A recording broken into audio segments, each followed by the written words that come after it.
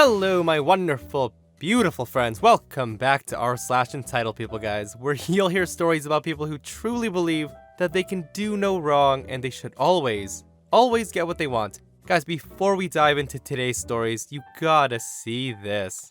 A business owner has a sign up that says, "Be like Terry." Terry sees light beer, and he drinks free light beer. Terry is happy and grateful. Don't be like Alea from Yelp. She sees free light beer and complains that there isn't a better selection of free beer. Just be like Terry. Terry is cool. Terry is cool. I'd love to have a beer with Terry. Next up, guys, take a look at this. A man who's in a wheelchair approaches a ladder that's in his way, and he takes matters into his own hands. And oh my friggin' goodness, I'm wondering what the heck would even prompt the guy to do something like this. There's no way in heck that man would not have known there was someone on that ladder.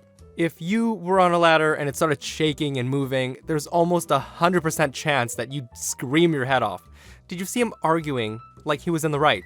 Thankfully, that man did not suffer any super serious injuries. Holy crapoli, my friends. If you think that was entitled, wait until you hear the stories in this episode. So the first story, a Karen goes on private property and decides to alter the landscaping to her liking. The second story, OP describes his airplane flight where he encounters a cray-cray Karen. And we'll finish up with a story where I'm laughing because it's ridiculous, where a super duper entitled airplane passenger demands compensation because somebody literally passed away on his flight and made him late. My friends, I do hope you enjoy the stories today and hit that subscribe button for future stories if you're not subscribed already. Let's dive in, my friends. So this happened a while ago in a small town in the middle of nowhere. It's a community-built network of mountain bike trails that the community helps maintain and build more trails to ride on for everybody to enjoy. The trail started in my cousin's backyard, and before, he was the only one involved, so the trails were very small. But soon, he got many of his neighbors involved to help maintain and build more trails, and it became a decent-sized network of trails. Since it's his private property, he requests that people ask before they go on his trails, and he lets most people in. One day, we were wanting to ride on a downhill trail with many cool features. Features like jumps, logs to hop over, homemade skinny bridge made out of wood planks, drops, and so much more. But on this particular day, there was a sign planted into the ground on the entrance of the trail saying, "Reserved for Karen and her family." At first, we thought this was very entitled and rude, just barging onto his property and blocking it off from the owners. But then we saw the family with shovels and wheelbarrows, and we realized they were helping us maintain the trail. Fair enough. It could use some maintenance, so it was kind of them to be helping us without being asked. But little did we know, this was the complete opposite. So we spent the next few hours riding the other trails and finally decided that we should give them some beers for helping us out. So we returned to my cousin's house and he grabbed some from the fridge and we head back up past her sign. We start to go down, but Karen runs up to us and starts yelling. She says, "Hey, why are you going past that sign? It's clearly reserved for me and my family." My cousin says, "Oh, well, we just wanted to give you some beers for helping us maintain the trail. I actually own..." "No! It's reserved for me. Get out." My cousin began telling her that he owns this and that she's on private property. And Karen says, "No, this is public. My kid and friends come here all the time."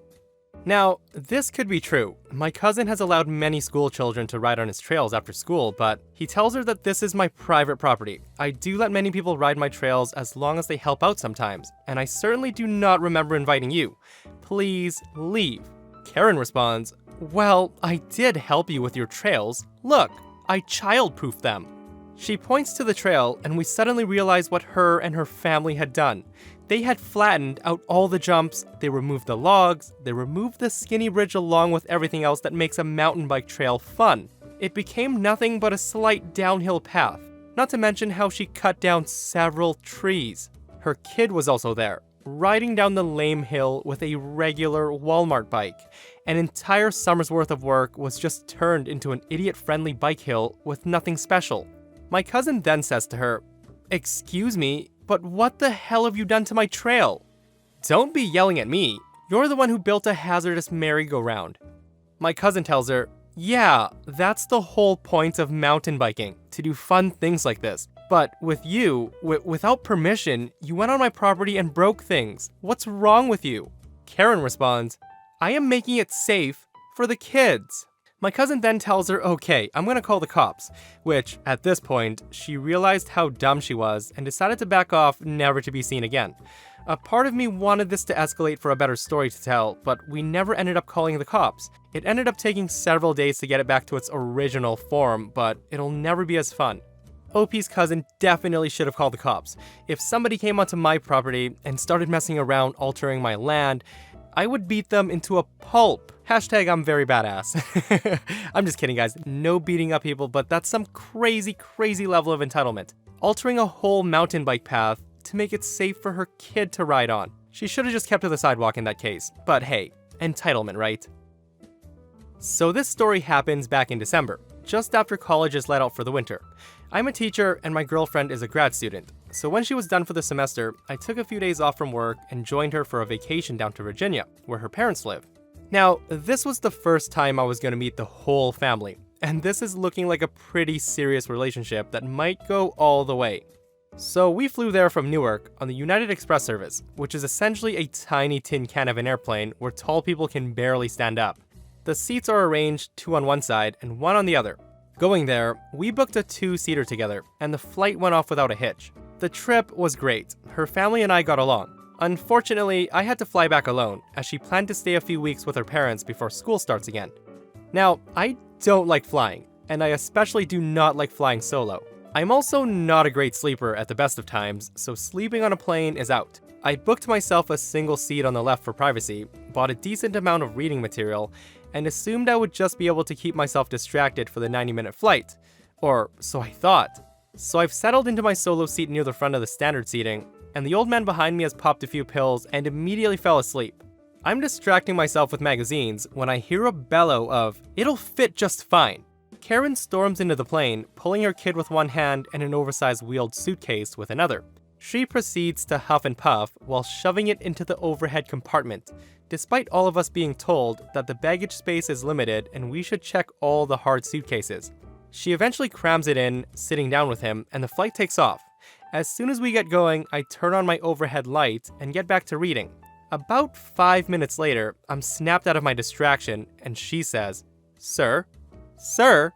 I answered, "Yes," and she says, "You need to turn your overhead light off. My daughter and I are trying to sleep." I told her I'm sorry, but I want to be able to read during the flight, and it's only 6:30. She says, "Excuse me? I'll have you know that my daughter and I have been traveling all weekend. We're both exhausted, and the least you can do is be a little accommodating. You're the only person on this flight with their light on." So I look around, and it's true, I am the only one with the lights on. And I told her, "Sorry about that, but I can't really sleep on flights. I really need this light." Karen says, "Okay, that's enough of that." She gets up out of her seat and quickly turns my light off, and she sits back down with a smug smirk. I quickly turn it back on and said, "Do not touch my light again." She responds, "Oh really? We'll see what the attendant has to say about this." With another one of her trademark smirks, she hits the flight attendant call button about 5 times in a row. My butthole immediately clenches as I'm already nervous on flights, and any interaction with authority figures can make it worse. This is so absurd, but I decide to see where it goes. I get back to reading as we wait for the flight attendant to get there. She shows up, a young woman who looks like she's had a long day, and it's about to get longer. The flight attendant says, "Can I help you, ma'am?" "Yes, you can. This rude man won't turn off his overhead light, even after I told him how tired my daughter and I are. We have to fly to Cleveland tonight after this flight, and I think we deserve a little peace." The flight attendant says, "Well, ma'am, everybody can use their light as they want. There's nothing stopping him from using his overhead lighting, but let me see what I can do." The flight attendant turns to me and says, "Sir, would you mind turning out the lights so she can get some rest?" I told the flight attendant, sorry, I told her I bought a solo seat so I could read. Karen pulls the woman aside, but I can still hear her, and she says, "Can't you just tell him to turn it off? I'm pretty sure he has to do what you say." The flight attendant says, "Ma'am, we have blindfolds that you can use for you and your daughter to block out the light if you want." "No! Those are probably filthy." The flight attendant begins to tell her that no, they're individually wrapped, and Karen says, "Listen, why are you making this so hard? Just tell him to turn it off. You're the flight attendant and you have authority over these people. The flight attendant then turns to me and asked, "Sir, would you be willing to move seats so she's not bothered? We have some empty seats there." And she points to a seat near the back next to another man. I told her that I'm catching a train right after I get off, and I'm kind of in a rush, especially as some people are likely going to be taking a while to get their luggage out. Karen then says, "How dare you? You look like you belong in the back of the plane. Just get back there and stop bothering us." Now, I was kind of casually dressed and had a 4-day beard and my hair was scruffy.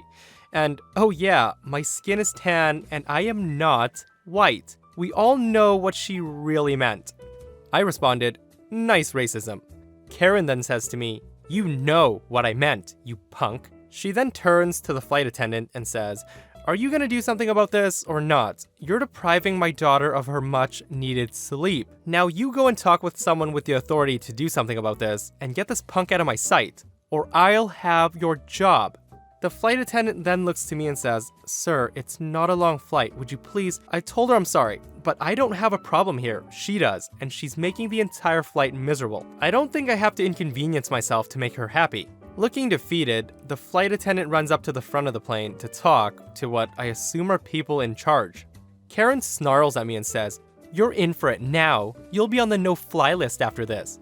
The flight attendant returns and immediately turns to me, and Karen's eyes go wide with excitement. The flight attendant says, "Sir, would you be willing to move up 4 rows? You'll be closer to the front that way, and it's another single seat." She doesn't say it, but I know this is the extra legroom section that you pay a little bit more for, and I said, "Yeah, sure, I think that's fine." Karen then says, "Wait, he gets a better seat? Why didn't you offer that to us?" "There's only single seats available up there, ma'am." And Karen says, "This is ridiculous. He ruined our flight and then he gets rewarded? When we get to Newark, I will be informing your boss and the authorities, and you both will get exactly what you..." So at this moment, an old woman next row over loudly says and startles the entire flight, "For God's sake, lady, shut up." So yeah, she shuts up after that and I move to my new seat. I wish I could tell you that this was some luxurious first-class digs, but this is a crappy short-haul flight in a tin can. I had maybe 2 more inches of legroom, and I got my half cup of soda and my tiny bag of pretzels a few minutes early. But I was far away from Karen. So when the flight landed, I quickly grabbed my bag and got off, sneaking a look back as she held up the entire line trying to wedge her suitcase free from the tiny overhead compartment. We were about 20 minutes early to Newark, so I got a bagel before catching my train, and I got to see Karen barreling past, dragging the suitcase and the kid behind her, yelling that this airport is full of idiots. She catches sight of me at the bagel place and says, "You are a horrible person." I just chuckled and gave her a little wave. It ended without any police, property damage, or assault, but it certainly did nothing to make me appreciate flying more.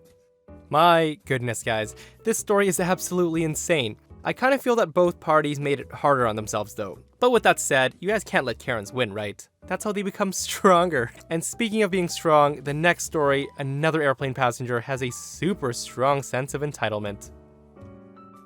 I work for one of the largest airlines in the world. I'm a reservations agent, and my department handles reservations for frequent flyer members who have status. So this event occurred about 5 years ago. One evening, I received a call from a passenger demanding compensation because the flight arrived later than scheduled. The cause of delay is what determines if compensation is offered, what form of compensation would be issued, and how much. While searching through the reservation to determine the answers of these questions, I discovered that the reason the flight was delayed is because the captain had a heart attack mid-flight and died. The pilot had a wife and, I believe, 3 children waiting for him at home, so it was heartbreaking that he died so young. Because of the tragedy, the flight was diverted to another city to allow officials to remove his body from the plane. So this passenger called demanding compensation for the inconvenience of his flight. He kept yelling that he had been late or completely missed his business meeting.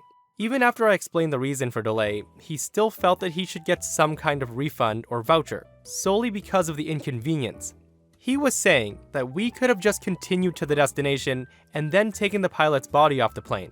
He continued to say a lot of ignorant and cold-hearted things, and always insisting that we inconvenienced him and that he's entitled to compensation. I eventually lost my patience with him and told him, Sir, I'm sorry that you were inconvenienced, but this man was barely 40 years old with a wife and kids. They feel having to unexpectedly plan and pay for his memorial service to be quite inconvenient as well. There was nothing we could have done to prevent this. He then continued to try and argue, and he wanted to speak to corporate. He told me he would not hang up without a coupon or a voucher. He also threatened that he would post on social media about the horrible customer service and the flight delay, and I basically told him good luck with that, and I ended the call. My friends, this man definitely needs to learn some compassion. I'm pretty sure a good majority of people out there would have definitely understood the situation and have just moved on. But to call and ask for compensation and being denied, and then told that story and still wanting something out of it, definitely makes this man a terrible person. But that, my friends, is entitled people. They don't give a damn about anybody. And that, my friends, brings us to another end of our /entitled people. If you enjoyed your time with me today, hit that like button. If you want some cool Dark Fluff merch, take a look at this cute coffee mug. And if you missed the last episode of Entitled People, a Karen tells the ER nurse that she's more important than a 3-year-old. Yikes. Check it out if you haven't, and I'll see you guys in the next one. I love you.